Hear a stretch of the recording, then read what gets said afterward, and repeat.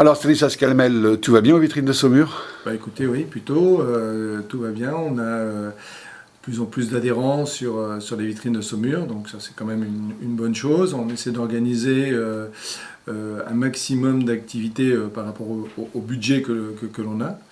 Alors, j'aimerais qu'on ait un petit peu plus de bénévoles, ça ce serait formidable, parce que ça nous permettrait d'organiser encore plus de choses.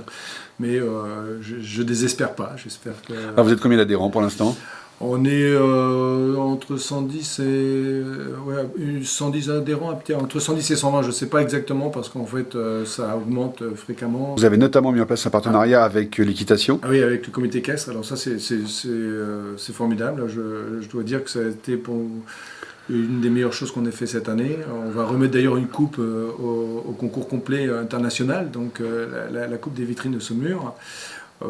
Bon, je dois dire que je suis ravi de ce partenariat et j'espère, on est pour parler pour un partenariat avec l'Office du tourisme. Et j'étais encore avec Monsieur Lacombe hier et des choses avancent dans le bon sens, on va dire. Alors tout va bien, mais bon, on se rend compte un petit peu que le centre-ville perd d'attrait. La supérette est fermée, le Ouais. cinéma va peut-être partir, le Clair culturel aussi. Ouais. Que pensez-vous de ces situations? J'espère de tout cœur que tous ces pôles attractifs, enfin le centre culturel de Leclerc a amené beaucoup de monde sur le centre-ville. J'espère que ça va être repris par des sociétés dynamiques. On parle de reprise actuellement. J'entends des noms. J'espère que ça va aboutir et parce que on a vraiment besoin que ces pôles soient toujours attractifs, enfin, qu'on ait du monde dans ces endroits-là. Et vous, le commerce à Saumur, donc vous avez peur que ça soit difficile? Alors, moi j'ai différents sons de cloche. J'entends pas mal de commerçants me dire que pour eux ça marche très bien en ce moment. Et ils ont plutôt des bons retours.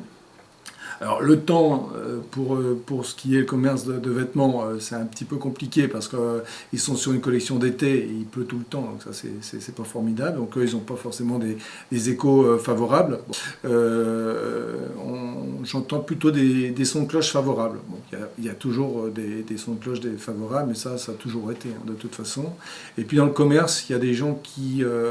enfin moi je vois des commerces qui ont été vendus, d'autres qui ont repris le commerce derrière, le commerce ne marchait pas, et puis celui qui reprend dynamise complètement ce commerce-là qui était pratiquement inexistant, donc ça dépend des personnes qui reprennent derrière aussi. Je pense qu'il y a surtout une question de professionnalisme, on ne peut pas se lancer, moi je vois des gens qui prennent des boutiques dans ce mur et qui vendent par exemple du bijou fantaisie en ayant des loyers de 1000 € par mois.